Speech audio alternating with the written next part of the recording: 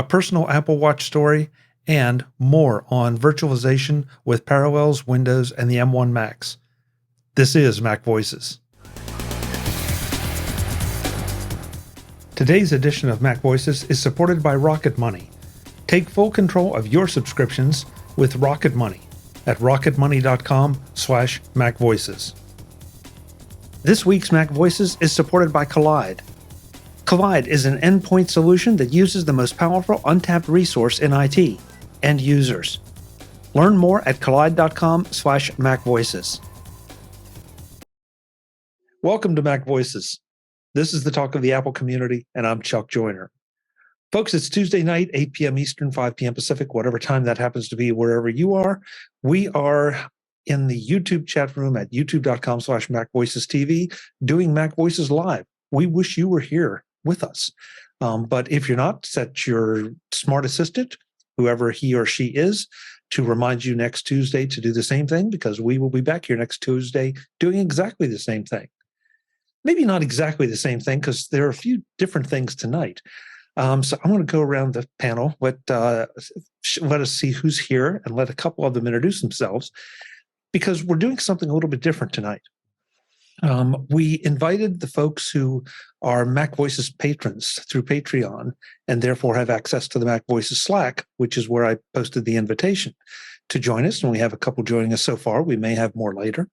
The whole idea here was to let them see what it's like kind of behind the scenes, get their thoughts instead of just having us talk at them all the time. If you would like to do this, because I'd like to make this maybe not a regular thing, but kind of an ongoing thing. If you are a patron and have access to the MacVoices Slack, then great. You should have received the invitation. If for any reason you have not received an email, if you are a patron but are not in the Slack, please drop me an email, chuck@macvoices.com, because I try to make sure those invitations get out. Sometimes it seems folks are excited and really interested, sometimes not so much. So that's fine. This is just one more little enhancement to it. So if you are a patron and have not gotten access to the MacVoices Slack, please let me know. And if you want to get access to the MacVoices Slack, become a MacVoices patron at any level. We'd love to have you. So that's the first big introduction. So with that, we're going to go around the room and see who all's here. First up, Mr. David Ginsburg. David, good to have you as always. Great to be here, Chuck. It's always look forward to Tuesday nights, and this is also great to see some of our Patreons here. That's awesome to see as well. I'm looking forward to the conversation, and yeah, we're going to have some good chat here. No question about it. No question about it. Also joining us tonight is the birthday boy himself, Mr. Jim Ray. Jim, great to have you. Thanks so much, and thank you for inviting us to your birthday party yesterday. It was a lot of fun. Yeah. You're welcome. Today I got someone asking me if I was a secret senior citizen, and I had to tell them yes. Apparently, in California, if you get contract work done, at your house, it's normally there's a 3-day period where you can take, what do they call it? You can change your mind. But if you're a senior citizen, it's 5 days. So they had to ask me, and I had to tell them the truth. As of yesterday. There's a benefit I didn't know about. That's interesting. I didn't know about it either. Well, I have to tell you, I told someone that I was going to a birthday party last night, and they said, "Oh, where?" And I said, "On Zoom." And they say, "What?" So, but it was a really, really cool way to do it. To check in, hang out for a little while, and say happy birthday. So that was official last night. We're saying it here in public tonight. And you have 5 days to change your mind. I'm out. I'm changing my mind. In order of joining, I will first welcome Eric. Eric, thank you so much for being here. I'll let you introduce yourself and tell us what you do. Normally I'm late. I didn't realize that. Should have come in a little later, and I could have more time. I work in IT, supporting a department at a university in Wisconsin. Pretty much playing with Mac OS machines and iPads in the Department of Statisticians. Wow, that's great. That's great. I don't have to do the statistics part. Yeah, Oh, but, good. Okay. but you work with very detailed oriented users. They know what they want. Yes. Eric has indirectly been on MacVoices before because sometimes he'll be sending me text messages like, say this or ask this. So you're the puppet, Jim. I see. Right. Good to know. Good to know. Last but not least, so far here tonight, Mr. Webb Bixby. Webb, it's great to see you in person finally. Yeah. Thank you so much for being here. Yeah, after all these years, yeah.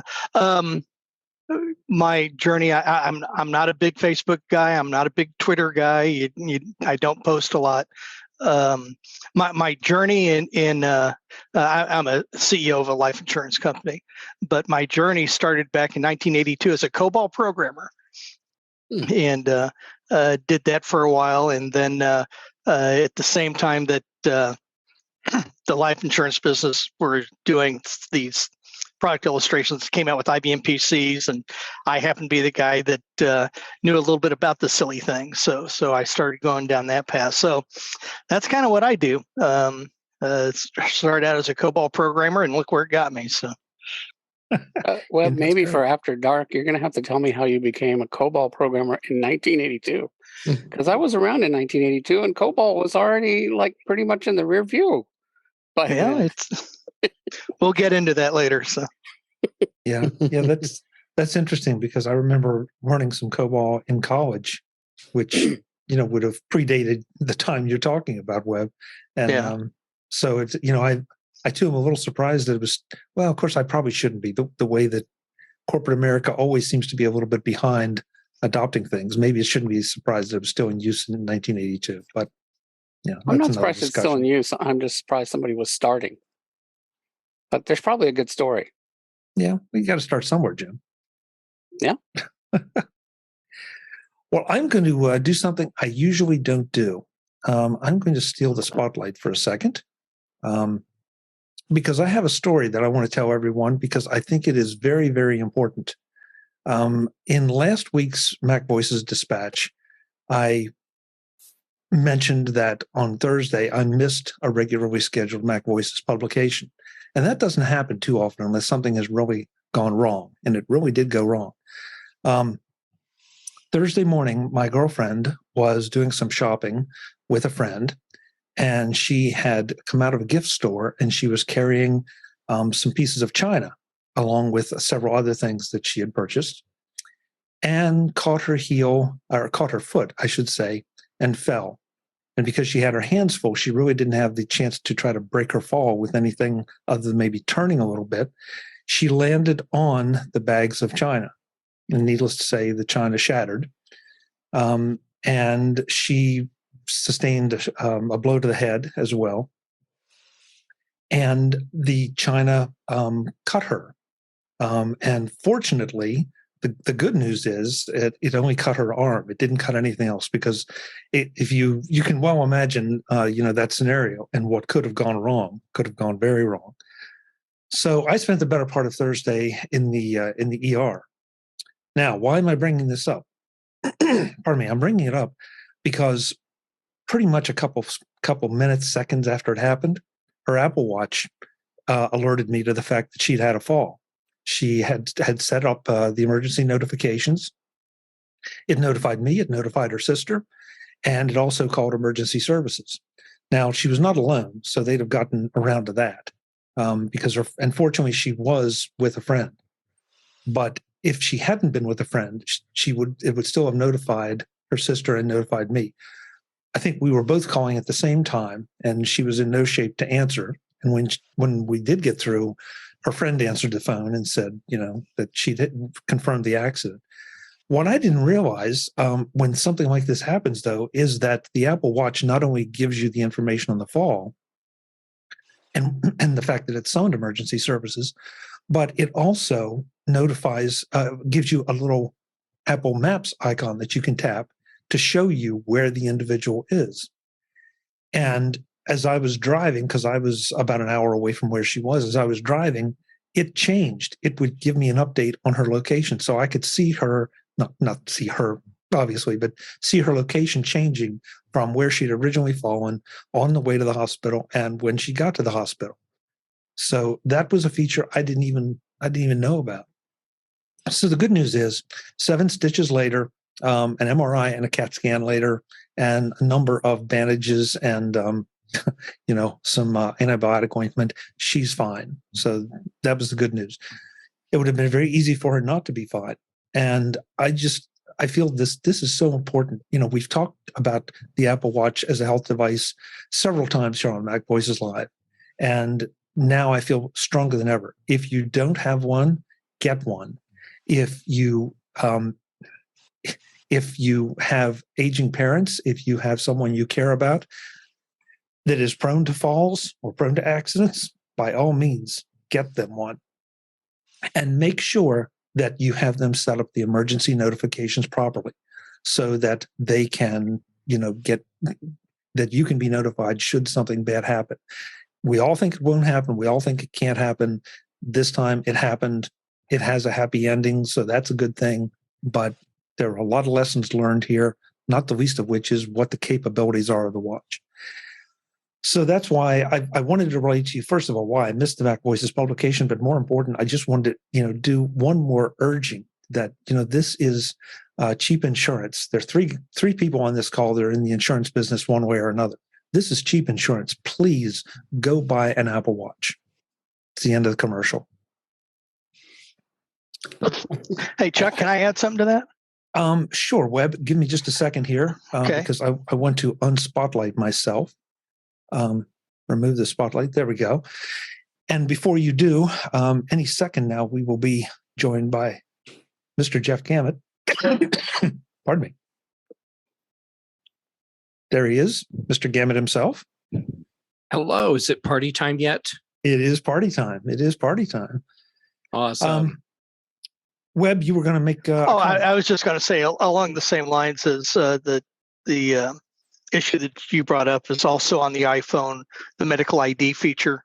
And I strongly encourage people to use that. When the medical ID feature first came out and I was seeing my physician for my physical or whatever, and I showed it to him and he was really impressed about that. And my doctor was in a rather large practice and he had about 16 nurses come in. I was showing them how the medical ID worked, even if, how you get to that without having to know the ID or the user ID to the password ID, I guess what I'm trying to say for the iPhone. So same thing, just an extension of that. Medical ID is also very important. Yeah, thank you. I agree. Yeah. We've kind of talked about some of this a lot, but it really brought it home to me because, I'm sitting on a Zoom call, on another different Zoom call, obviously, and the message popped up, and it's like, I just talked to her, like an hour ago, Right. But that's how fast it can happen. And when I couldn't get her to answer after the first call, I was making arrangements to walk out the door, and then got through on the second call and found out what a few more details. But it just, I don't even know what to say, simply because it's just such an important thing. And, you don't have to be 85 to benefit from this, or 75 or 65 or 55. It could happen to any of us. David could be going down the cellar steps. Jeff could be going down the steps at his place, and if Falls you need are help. scary. Yeah. They're very scary. I've done them enough times. Me too. And first off, Chuck, I want to thank you for sharing that story, because this is I can't tell anybody enough.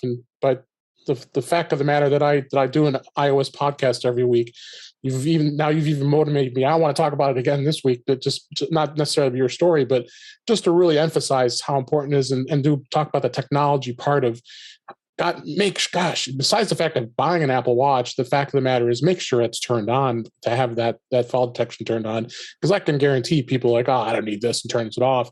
A lot of the other thing too to be notified by is, I believe if the age is like around over 60, might be 65, when it's automatically enabled when you set up the Apple Watch for the first time, when you set up the health information and put your information in. So it's even enabled at that point when it's someone in an older age that it's enabled. So because I can't thank you enough for sharing that story. But I report these stories every week. It seems like we always have them. Someone fell or someone.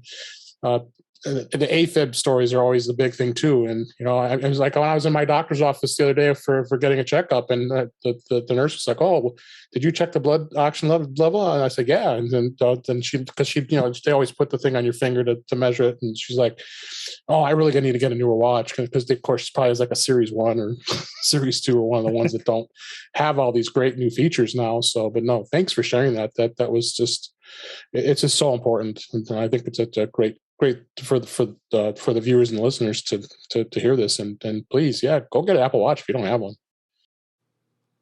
This week's MacVoices is supported by RocketMoney. Take full control of your subscriptions with RocketMoney at RocketMoney.com. What do you spend on subscriptions each month? Most of us think we spend around $80 a month on subscriptions, but we actually spend closer to $200. If you're in this situation, you have to check out RocketMoney. They help you manage and cancel subscriptions you don't need, want, or simply forgot about with just a tap. Sound familiar? That's because you've heard me talk about my favorite app, Truebill, before. And I'm going to let you in on a little secret. Truebill is now backed by Rocket companies and just changed their name to RocketMoney. Why? Well, for one, Truebill has grown from a bill management app into a full-on personal finance empowerment tool that helps over 3.4 million people with budgeting, lowering bills, canceling subscriptions, and more, saving each of their members, on average, $700 a year. Bottom line, RocketMoney is everything I've loved about Truebill, but with a fresh look and feel. Start canceling your unused subscriptions and save money at rocketmoney.com/MacVoices. That's rocketmoney.com/MacVoices. Thanks to RocketMoney for their support of MacVoices. Today's MacVoices is supported by Kolide. Kolide is an endpoint security solution that uses the most powerful untapped resource in IT, end users. Old-school device management tools like MDMs force disruptive agents onto employee devices that slow performance and treat privacy as an afterthought. Kolide does things differently. Instead of forcing changes on users, Kolide notifies your team via Slack when their devices are insecure and gives them step-by-step instructions on how to solve the problem. By reaching out to employees via a friendly Slack message and educating them about company policies, Kolide can help you build a culture in which everyone contributes to security, because everyone understands how and why to do it. That makes for a stronger security now and a stronger security future. You can meet your compliance goals by putting users first. Visit kolide.com/MacVoices to find out how. That's Kolide, KOLIDE.com/MacVoices. Thanks to Kolide for supporting this edition of MacVoices. Not only you turn on the fall detection, but make sure your emergency contacts are right too. Who they should be. And I do want to say, in the age of HIPAA, that I did receive her permission to share all of that medical information. Otherwise, I don't want to be sued by anybody, including my girlfriend. Hey, Chuck, if it's any consolation, HIPAA doesn't apply to you, Right. Oh, okay. Because you're not a medical facility. Oh, that's true. Okay. Well, it's more but just it's just it's just still more nice of a of you to- moral it's still nice of you to ask. permission. yeah. True. Yeah, no, I definitely asked her permission because it was an accident. The penalty would probably not be a law penalty. No, it'd be why the hell did you talk But about it's that? still a penalty Chuck wouldn't want to have to face. Right. Yeah. In fact, A moral position. I might even prefer the law penalty. I'm not sure. That's right. At least you'd be in a safe place. Oh, My grandmother but died after thank you a and fall. Webb for sharing yours, and David for you as well. Yeah. So with that, my grandmother died out. let me see. Am I muted? I wanted to throw this I'll throw it into the chat first. Now, I wanted to ask David to comment on this. Sure. First up, because this is a sort of a follow-up thing to a discussion we were having a few shows ago about virtualization and Windows installation in parallels. Throwing it in the YouTube chat room now. So, David, I'll let you take it away on that. Yeah, Parallels today announced that they released version 18 of Parallels, which is virtualization software for the Mac, and it's the standard edition and the Pro edition have all come out today. I've been beta testing it for a bit of time on a secondary machine to try out the new features, but there's been obviously the hot discussion of the fact that being able to virtualize on an M1 or an M1 Pro machine is a bit of a challenge, and we had a bit of a debate on previous MacVoices Live here talking about the fact that you can only install an insider version of Windows 11. Well, it's not true because Parallels has a version that they've worked out with Microsoft to allow for it to be installed, and you can buy a full legitimate license for it. So it does have the option to be able to install Windows 11. I've been running it for since version 17. It runs flawlessly. It's very fast, and they've really made some strides of enhancement. Again, I've only have it in the final version as of today. I just installed it. Funny, Chuck was just asking me about this pre-show, and I say, yeah, I just installed it about a half hour ago. So good timing. So it's something to check out if you're looking to do some virtualization. You can virtualize Windows, and that's the primary reason. And one of the biggest reasons why people want to do that virtualization software in itself is because there are times, unfortunately, we have to use Windows for something. There might be a particular program that runs in Windows that doesn't run on a Mac. There's some things you want to test. If you I work in both environments, and it's my job to do that. So, granted, yeah, I could have boatloads of PCs and Macs all over the place, which I shouldn't admit that I do, but I have a few. But the fact of the matter is, it just gives you a much easier way to just have it sitting on one machine, be able to do your testing. It does virtualize Mac OS as well. They're still working through those tweaks because it was like a specialized version of Mac OS Monterey when it was in version 17. It was like more of a sandbox environment, and being able to do some testing and some things, but some things may not work. But it's saying it's going to be fully supported by Ventura when that comes out in the fall. This is a great article on 9to5Mac talking about this, and I think it's something that someone should consider if you're looking to do that. I mean, you can do Linux, you can do Mac OS, but you got to remember it's going to have to be the ARM or 64-bit versions of those OSs. You can't Windows XP or Windows 7 or any of the old x86 based OSs anymore. So if you need to do that, then you need to still maintain an Intel-based Mac. And I don't think it's going to get to a point where I don't think too many people are going to really want to deal with that anymore. So, but they've enhanced some stuff with the business stuff as well, helping with IT managers for deployments of Windows through virtualization, because I think they're going to try to start to compete a little bit with Windows in the fact that the virtualization that Windows provides in Azure. So you're going to have a lot of other things that are going to be available, and Parallels isn't sitting still with this because it's a big thing. And I think ARM is here to stay. The ARM-based processors, M1, and the silicon for Apple. I think eventually PCs are going to probably. They may look to lean towards those types in the architecture. Who knows? It's hard to say. Intel's in a lot of trouble right now. So, but no, thanks for asking my opinion on this. I think it's something that's great. Check that article out, and you'll get some good info about it too. Yeah. Eric Webb, do either one of you do any virtualization in your positions, or have a need for it? I do a little bit, but instead of doing a virtualization, I have a data cabinet in a storage room in my office, and I do a remote desktop to that machine as opposed to virtualizing. So you're a closet PC user. Yeah. Sorry. I see. Well, it's more of a rack PC user, but yeah. Rack PC. That's right. How about you, Eric? We do a little bit just kind of for testing, being able to kind of easily roll back to a previous point so that you can test, install some apps, roll it back, test, install again, mostly for documentation purposes.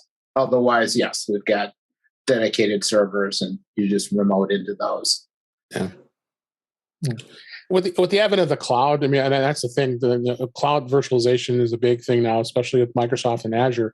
The virtual drives that are out there from Microsoft, you're seeing a lot of companies do that too, because they want to have a full-out version of a Windows machine besides their primary machine for developers, and being able to test things and not be breaking their laptop and having to call us IT people to have to reconfigure their laptop every time they do that. So, although they do call us anyway to try to fix their virtual machines too, because sometimes they don't connect. So, but yeah, it's definitely a big thing, and Parallels I think isn't standing still.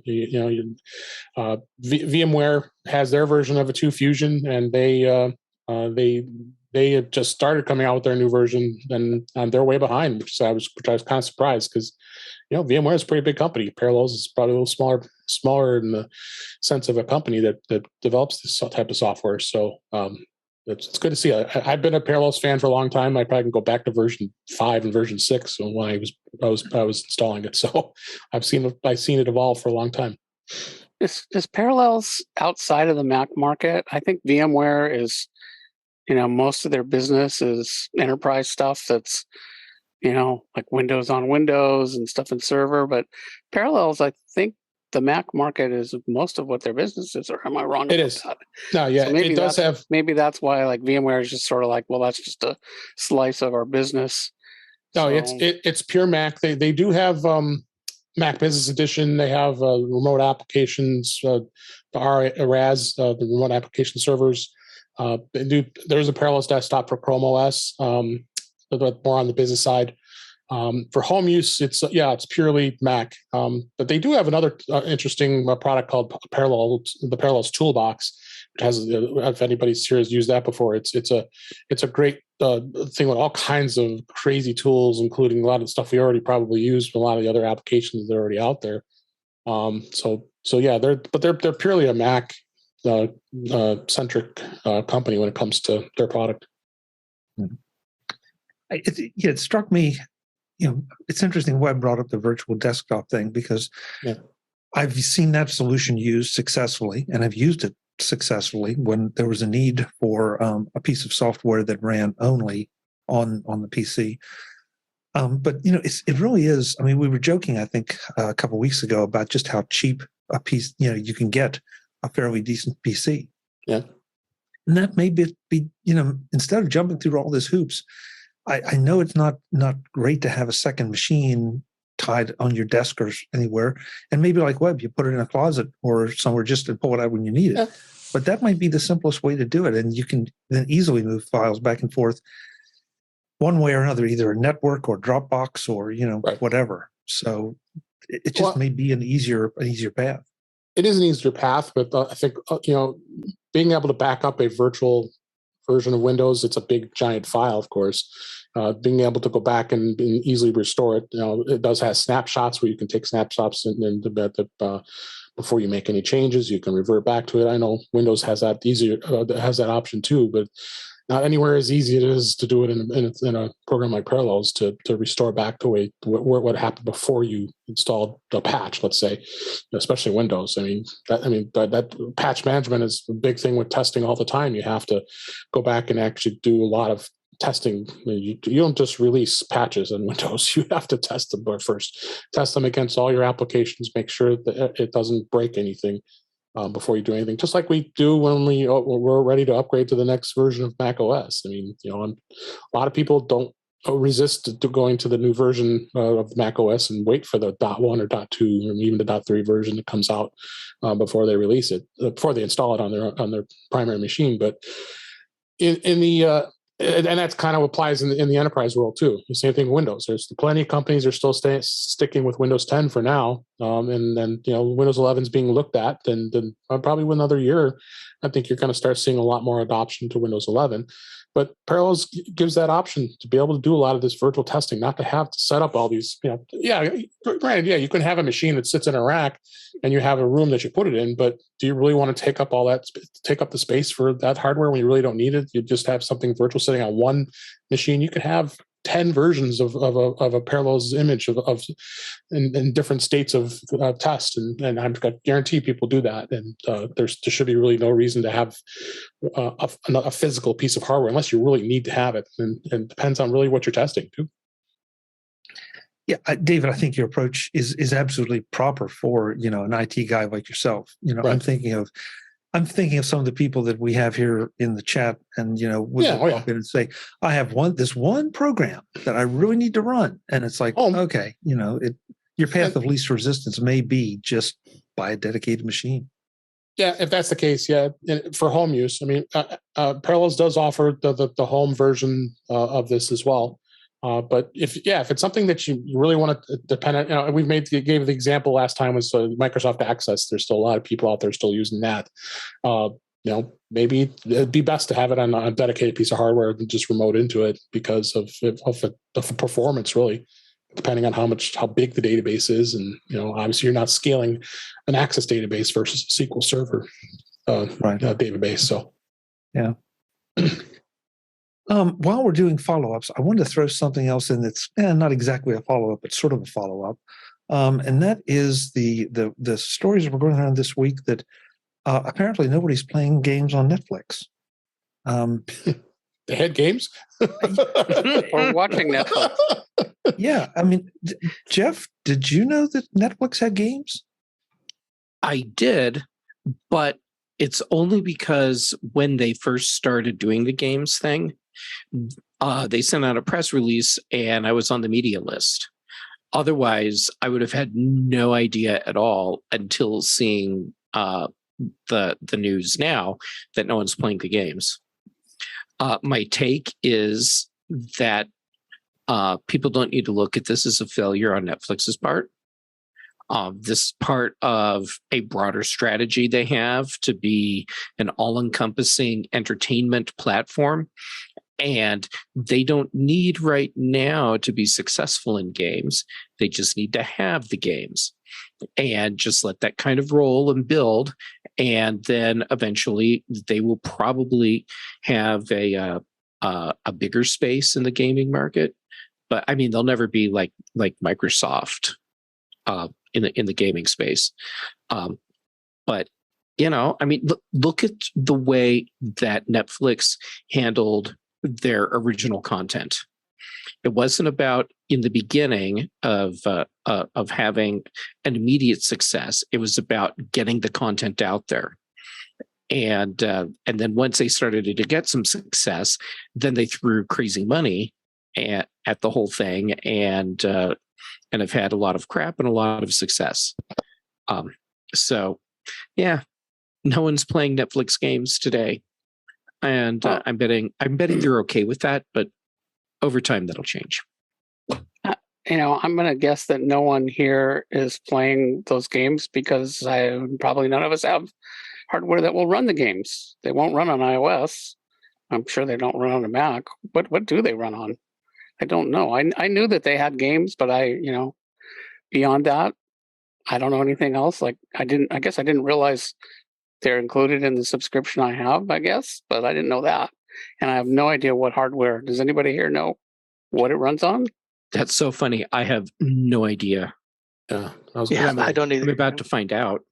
Yeah, well, while Jeff was looking that up, I was going to ask that because when we were talking about games for Apple, Jeff made a point of explaining, the iPhone obviously, but with the Apple TV, you have the ability to connect controllers to that. And so, yeah, I'm kind of the same thing. Are these online games that you play on a Netflix that article you linked to says it doesn't run on iOS, but it doesn't say what it does run on. Yeah, it requires the Netflix mobile app. Yeah, it says that iOS on the mobile app, yeah. Well, this article says it doesn't support iOS. And there's some new tier that's coming out in partnership with Microsoft. Whatever that. Netflix subscribers can play the games which are available in the app on Android and iOS devices. So you need the Netflix app. I wonder why this article says does not. Hold on, I'm going to the Netflix help page. I just put a link in the Zoom chat. Just Yeah, I'm throwing it in the YouTube now. So I'll check my Netflix app on my phone. yeah. Please, the article's please do straight up wrong because Netflix's help document says that you need Android device running Android 8 or later, or an iOS device running iOS 15 or later, and their app. So I'm repeating fake news. Sorry. Well, Brett in the chat room Dave, says thank you for putting the link in that that I was referencing. Oh, no problem. This Mac Voices panel is back in the next edition of Mac Voices to talk more about Netflix games and also the Mac Studio and a possible Mac Mini redesign. That's next time on Mac Voices, and I hope you'll join us. Until then, and as always, I'm Chuck Joyner. Thanks for watching. Visit MacVoices.com for show notes and to connect with Chuck on social media. Get involved in our Facebook group or like our Facebook page, and get more out of your Apple tech with Mac Voices Magazine, free on Flipboard and on the web. And if you find value in it all, consider supporting us through either our Patreon campaign at patreon.com/MacVoices or by making a one-time donation via the PayPal link on our front page and in the show notes of each episode. You will join these fine people who help bring you Mac Voices.